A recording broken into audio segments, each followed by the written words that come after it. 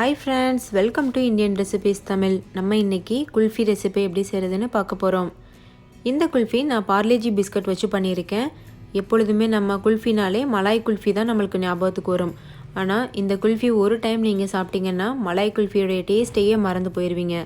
அந்த அளவு சுவையாக இருக்கும் இந்த குல்ஃபி. இப்போ நம்ம ரெசிபி செய்ய ஆரம்பிச்சிடலாம். அதுக்கு முன்னாடி எப்பொழுதும் போல் 2 பெஸ்ட் கமெண்ட்ஸ் பார்த்துடலாம். ஃபஸ்ட்டு கமெண்ட் கோபால் கிருஷ்ணன் அப்படின்ற சிஸ்டர் எழுதியிருக்காங்க. கொஞ்சமாக முந்திரி பருப்பு வச்சு அதிகமான காஜு கட்லி எப்படி செய்கிறதுன்னு ஒரு ரெசிபி அப்லோட் பண்ணியிருந்தோம்ல, அதில் கமெண்ட் பண்ணியிருக்காங்க. ஹாய் சிஸ்டர், நான் 11th ஸ்டாண்டர்ட் தான் படிக்கிறேன். என்னால் இந்த ரெசிபி பண்ண முடிஞ்சுது. ரொம்ப டேஸ்டியாக இருந்துச்சு.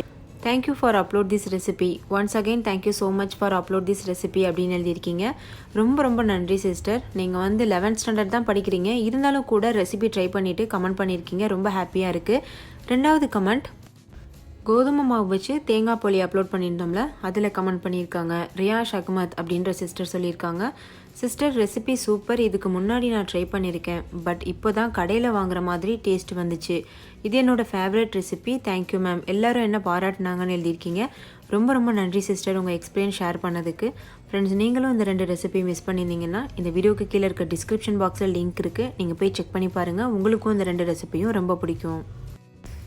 இந்த குல்ஃபி பண்ணுறதுக்கு 2 பேக்கெட் பார்லேஜி பிஸ்கட் எடுத்துக்கோங்க. இது வந்து ஒரு பேக்கெட் வந்து 5 ரூபாய் பிஸ்கட் பேக்கெட் இது. இப்போ இதிலிருந்து நம்ம வெளியில் எடுத்துடலாம் பிஸ்கட்டுகளை. இந்த 2 பேக்கெட் பிஸ்கட்டுகளையுமே நம்ம வந்து சின்னதாக உடச்சி ஒரு மிக்சி ஜாரில் சேர்த்துக்கணும். இது போல் 2 உடச்சி சேர்த்துக்கோங்க. பாருங்கள், இந்த மாதிரி.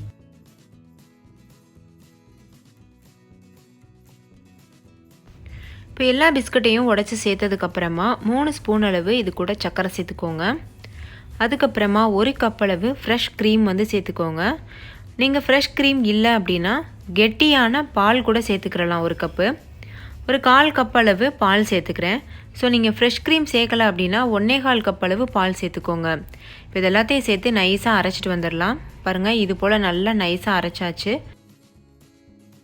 அடுத்து இது கூட 2 ஸ்பூன் அளவு கோகோ பவுடர் சேர்த்துக்கோங்க.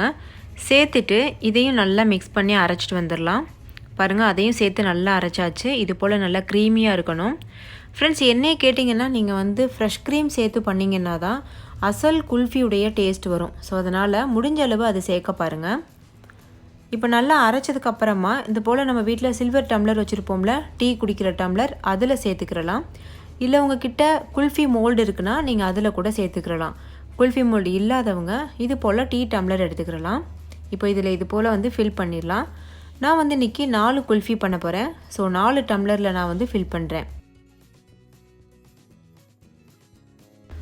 நம்ம டம்ளரில் செய்கிறதுனால தான் 4 குல்ஃபி கிடைக்குது. இதுவே நீங்கள் குல்ஃபி மோல்டில் பண்ணிங்கன்னா 8 குல்ஃபி வரைக்கும் கூட கிடைக்கும். ஏன்னா நான் டம்ளர் வந்து ரொம்ப அகலமாக இருக்கும், பெருசாக இருக்கும். அதனால் குல்ஃபி மோல்டு நல்லா ஒல்லியாக நீளமாக இருக்கும். இப்போ இது போல் டம்ளரில் ஊற்றினதுக்கப்புறமா இது போல் ஒரு சின்ன கவர் வச்சு நான் ரேப் பண்ணிக்கிறேன். உங்ககிட்ட ஃபாயில் இருந்ததுன்னா நீங்கள் அது வச்சு கூட ரேப் பண்ணலாம். இல்லை எதுவும் இல்லை அப்படின்னா சின்ன தட்டு இருந்ததுன்னா மூடிக்கோங்க. அப்படி இல்லைனாலும் பிரச்சனை இல்லை, அப்படியே ஃப்ரீசரில் வச்சுருங்க. இதே போல் மீத இருக்க எல்லா டம்ளரையும் நம்ம ரேப் பண்ணி எடுத்துக்கிறலாம். இந்த ஸ்டெப் வந்து நம்ம ஏன் பண்ணுறோம் அப்படின்னா, அந்த மாதிரி நம்ம மூடி வைக்கிறோம்ல, அது எதுக்காக அப்படின்னா ஏர்டைட்டாக மூடி வச்சாதான் நம்மளுடைய ஐஸ் வந்து நல்லா கிறிஸ்டல் ஆகாமல் க்ரீமியாக கிடைக்கும். ஏர்டைட்டாக மூடலை அப்படின்னா கொஞ்சம் ஹார்டாக நம்ம ஐஸ் கட்டி க்யூப் இருக்கும் பார்த்திங்களா, அந்த மாதிரி ஆயிரும். அதுக்காக தான் மூடி வைக்கிறோம். இல்லை இது இல்லைன்னா ஒன்றும் பிரச்சனை இல்லை, நீங்கள் அப்படியே கூட ஃப்ரீசரில் வைங்க. இப்போது 4 டம்ளரையுமே இது போல் நம்ம மூடி எடுத்தாச்சு. இதை இப்போது ஓவர் நைட் அப்படியே ஃப்ரீசரில் வச்சுருங்க. இது நல்லா வந்து கெட்டியாகட்டும். மறுநாள் பார்த்திங்கன்னா இந்த மாதிரி இருக்கும். நல்லா வந்து குல்ஃபி ஃபார்ம் ஆகி சூப்பராக இருக்கும். இப்போ இந்த பேப்பர்லாம் வெளியில் எடுத்துடலாம். பேப்பர்லாம் வெளியில் எடுத்தாச்சு. இதில் ஒரு சின்ன ஐஸ் குச்சி இன்சர்ட் பண்ணி நம்ம இதை வெளியில் எடுக்க போகிறோம். அதுக்கு முன்னாடி இது மாதிரி ஒரு சின்ன கிண்ணத்தில் தண்ணி வச்சுக்கோங்க. வச்சுட்டு இந்த டம்ளரை லைட்டாக அந்த தண்ணியில் விட்டு இது போல் பண்ணுங்கள். பண்ணினதுக்கப்புறமா இது போல் ஒரு சின்ன ஐஸ் குச்சியை உள்ளே விடுங்க. விட்டுட்டு அதை வந்து லைட்டாக நீங்கள் இப்படி டில்ட் பண்ணிங்கன்னா வெளியில் வந்துடும். லேசாக இது போல் சுற்றி விட்டு நீங்கள் வெளியில் இழுக்க பாருங்கள். கொஞ்சம் அது வந்து ஹார்டாக இருக்கிறதுனால வெளியில் வர்றதுக்கு கொஞ்சம் நேரம் ஆகும், ஆனால் வெளியில் வந்துடும்.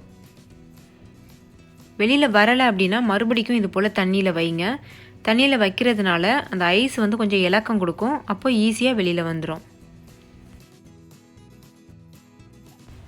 அவ்வளோதான் ஃப்ரெண்ட்ஸ், நம்மளுடைய பார்லேஜி குல்ஃபி ரொம்ப சூப்பராக ரெடி ஆயிடுச்சு. இதை உங்கள் குழந்தைங்களோட சேர்ந்து நீங்களும் என்ஜாய் பண்ணி சாப்பிட்லாம். ஃப்ரெண்ட்ஸ், நீங்களும் இந்த ரெசிபியை கட்டாயமாக வீட்டில் ட்ரை பண்ணி பாருங்கள்.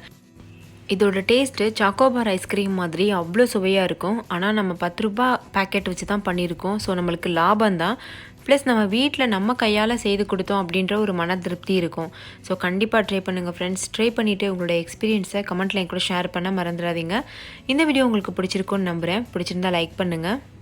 உங்கள் ஃப்ரெண்ட்ஸ் கூட நிறைய ஷேர் பண்ணுங்கள். ஸோ அவங்களும் பார்த்து பயன்பெறுவாங்க. இன்னொரு சூப்பரான ரெசிபியோட நான் உங்களை சந்திக்கிறேன். அதுக்கு முன்னாடி நம்ம சேனல் இந்தியன் ரெசிபிஸ் தமிழை சப்ஸ்கிரைப் செய்யாத நண்பர்கள் சப்ஸ்கிரைப் செய்துக்கோங்க. தேங்க்யூ. பாய்.